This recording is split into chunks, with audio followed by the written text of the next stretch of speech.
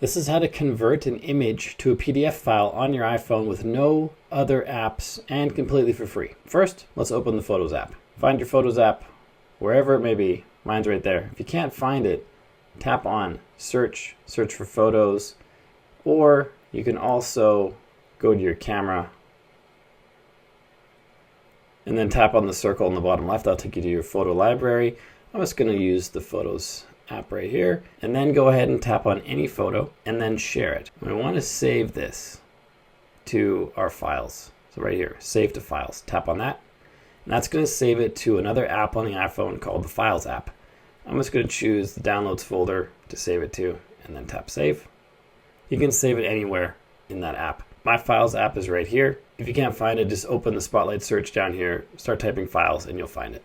And mine's right there because I recently used it. So let's open that and find our image.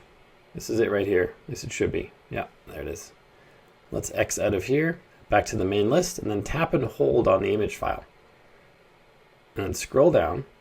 We have a Quick Actions menu. Tap on that, and we have the ability to convert the image, remove background, and create PDF.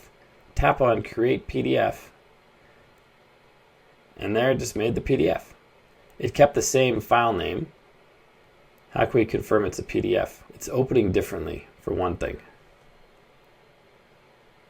There it is. It says PDF document right there. So now you can share this and use this as you would any other PDF document. You can even add signature options. Look at that. Somewhere we added a signature. I don't see it on the screen.